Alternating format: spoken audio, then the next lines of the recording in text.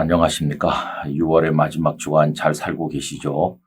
또 특세가 진행 중인데 새벽마다 함께 해주시기를 부탁드립니다.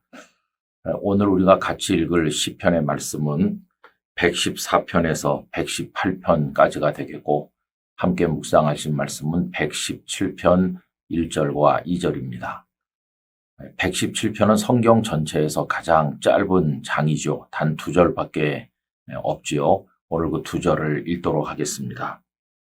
너희 모든 나라들아 여호와를 찬양하며 너희 모든 백성들아 그를 찬송할지어다.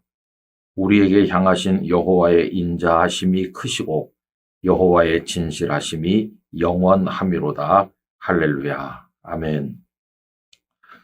오늘 이 시편은 아주 짧지만 그러나 가장 아름다운 신앙의 모습을 보여준다고 생각이 됩니다.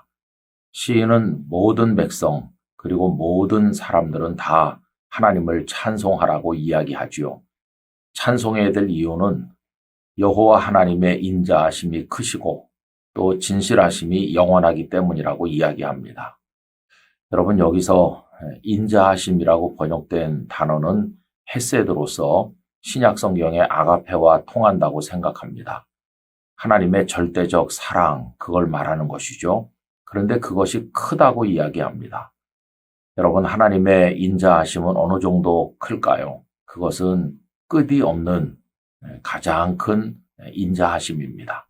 모든 죄인을 품고 사랑하시고 용납해 주시는 것이라고 말할 수 있죠. 하나님의 그 인자하심 앞에서 용서받지 못할 죄인은 없고 버려지는 존재는 없을 것입니다. 하나님을 사모하기만 하면 그 크신 인자하심으로 우리를 다 받아주십니다. 또 오늘 본문의 진실하심이라고 번역된 단어는 에메트인데 계약 쌍방 간에 서로에 대한 신뢰를 의미한다고 할 수 있겠습니다. 하나님께서는 이스라엘 백성들과 시내산에서 언약을 맺으셨죠. 흔히 시내산 언약이라고 부릅니다. 너희는 내 백성이 되라. 나는 너희의 하나님이 되겠다 하는 것이었습니다.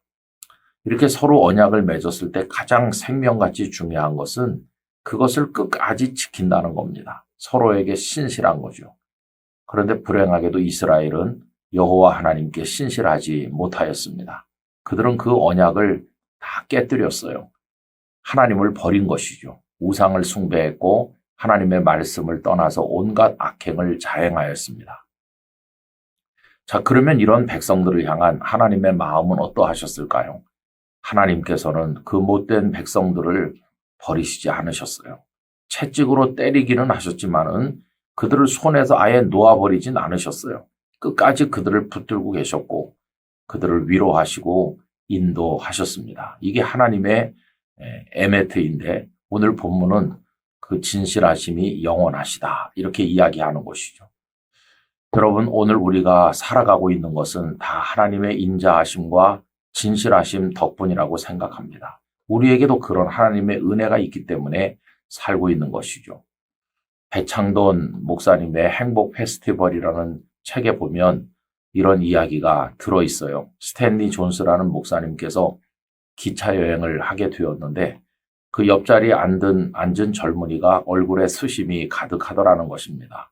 그래서 그 연유를 묻게 되었는데 그 청년이 고백한 내용은 이렇습니다. 아버지에게 너무도 큰 죄를 저질러서 집을 도망치듯 나왔다는 것입니다. 그리고는 세상의 방랑자처럼 떠돌아다니면서 살다가 뒤늦게 아버지께로 돌아가야 되겠다는 생각을 하게 된 것이죠. 그런데 아버지가 자신을 용서할 것인지 그걸 알 수가 없잖아요. 그래서 아버지 집으로 편지를 보낸 것입니다. 아버지, 너무나 오랫동안 망설였는데 이제 제가 죄를 깨달았습니다. 이제라도 아버지 집으로 돌아가고 싶은데 저 같은 자식이 돌아갈 자격이 있을까요? 제가 마지막으로 아버지께 편지를 씁니다. 이 편지를 받으시고 저를 용서하시고 받아주신다면 저희 집 뒷뜰에 있는 나무에 하얀 손수건을 걸어주십시오. 만약 저를 받아들이실 생각이 없으시다면 손수건을 걸지 않으셔도 좋겠습니다. 받아주시지 않는다면 저는 저의 삶을 마감할 것이고 받아주신다면 다음 역에서 내려서 아버지께로 가겠습니다. 이렇게 하고 지금 그 청년은 자기 집이 바라다 보이는 그 노선을 따라 달리는 기차를 타게 된 것이었습니다. 자기 집이 다가올수록 청년의 얼굴에 긴장감이 역력했겠죠. 그런데 이게 웬일입니까?